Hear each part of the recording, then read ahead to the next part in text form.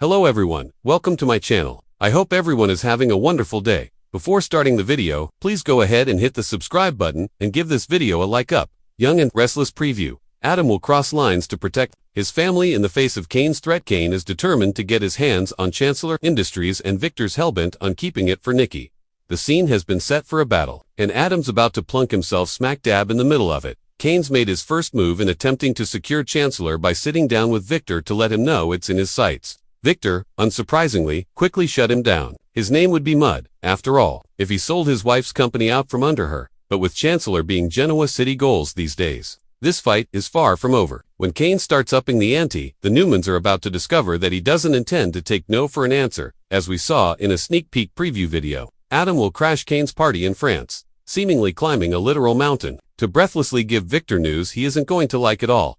Why will he go to such lengths to sound the alarm? First of all, the news must be quite consequential. Young and Restless spoilers indicate that Adam and Chelsea will do some digging midweek, and we expect them to uncover something significant to warrant Adam's panicked dash from Genoa City. 2. Nice. France. Secondly, as Young and Restless head writer Josh Griffith pointed out during a recent chat with SOAPS, despite Adam always living in the shadow of his siblings who are considered good to his black sheep, he loves his family, and he will do anything to protect it. If we're using the word protect, then it stands to reason that Kane may prove to be a more formidable foe than Victor realized.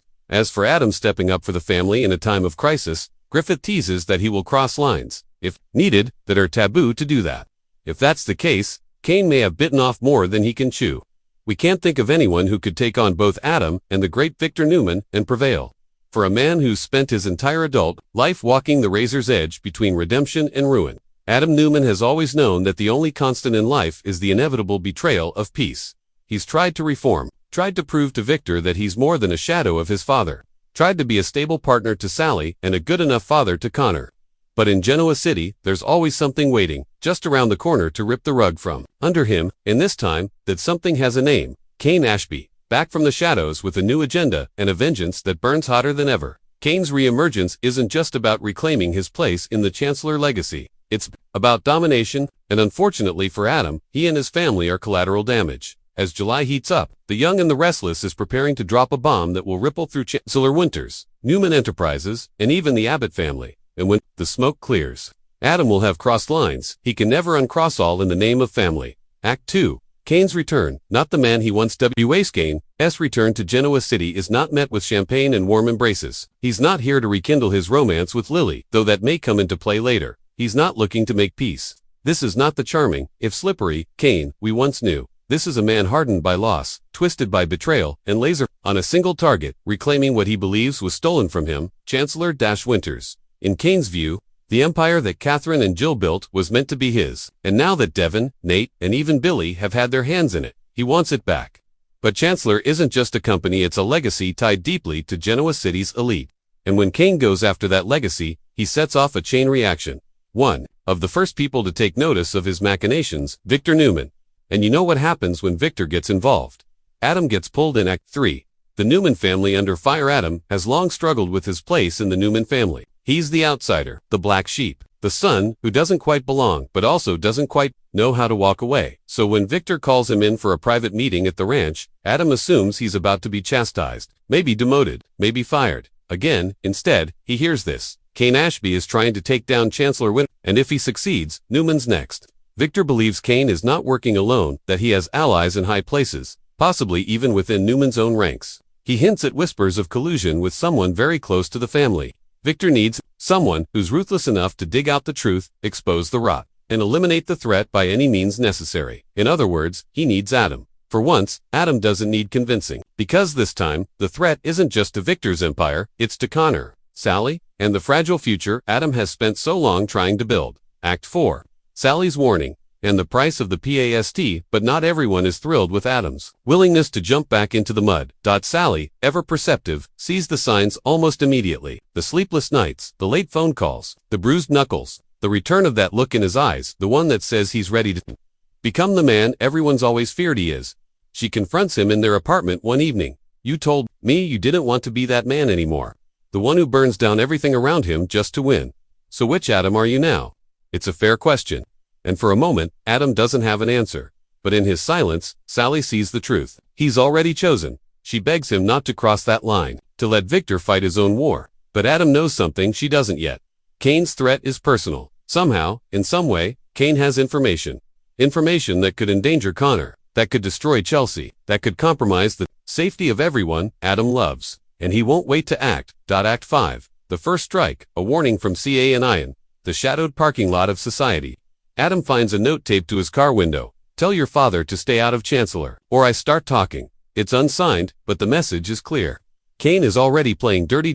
And Adam, in classic form, responds not with caution, but with fire. He digs into Kane's financials. He sends a pie to Australia. He uses old connections, from his Vegas days, to trace shell corporations and tax shelters. And what he finds is worse than he imagined. Kane is laundering money through a string of fake startups. There's a link to a biotech firm with ties to Newman Media's medical division. And there's chatter that Kane may be working with a mysterious third-party one who once had dealings with Ashlyn Locke. Adam now sees the picture forming. Kane isn't just lashing out, he's building an empire to rival Victor's. And he's targeting Adam's family first.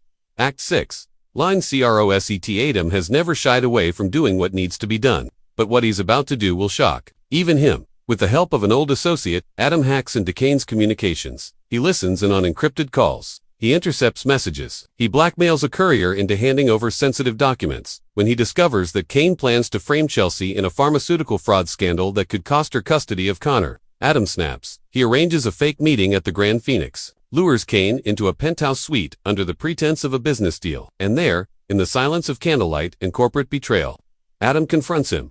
If you even breathe Chelsea's name again, I swear to you, I will make it my life's mission to dismantle you cell by cell. Kane laughs. You're already too late. The wheels are turning. You can't stop it. And that's when Adam does something unthinkable. He records Kane's confession, but also threatens him with evidence fabricated from deepfake AI software. A bluff, perhaps, but it sends a message. Adam will not play by the rules. Not this time. Act 7. The aftermath. Family falls. APA-RT news of Adam's tactics quickly spreads through the inner circles of Newman and Chancellor. Victor is impressed but alarmed. There's doing what's necessary, and then there's madness, he tells Adam. Nick is furious. Victoria is suspicious. Nikki, ever the conscience, warns that Adam is on the brink of destroying himself, and Sally, she's packing her bags. I love you, Adam, but I can't watch you become the villain of your own story. Adam begs her to stay.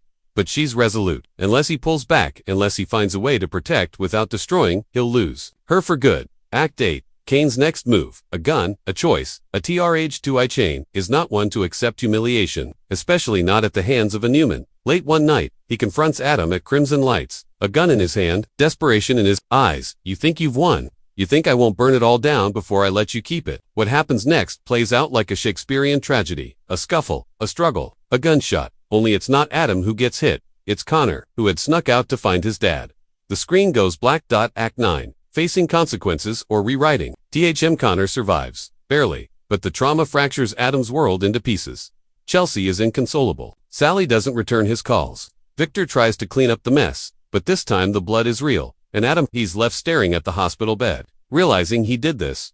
His choices brought them here. He sits beside Connor and promises, no more lines from now on, it's just you. But promises in Genoa City are as fragile as the hearts they try to protect. Act 10. The next day IHAPTR Kane is arrested, but in a final twist, he's offered a deal testify against someone else. The clue lies in a forgotten email Adam intercepted. A name, a ghost from the past. Someone very close to Victor and to the Locke legacy. And as summer burns on, The Young and the Restless sets up its next explosive arc. Epilogue, Crossing Lines. And crossing BACK. Adam Newman has always been his own worst enemy. But this time, the line he crossed wasn't just one of ethics, it was one of love, of fatherhood, of forgiveness. And while he may have protected his family, it came at a price. Even he might not be willing to pay. Stay tuned, because in Genoa City, the only thing more dangerous than a man with nothing to lose is a man who just lost everything.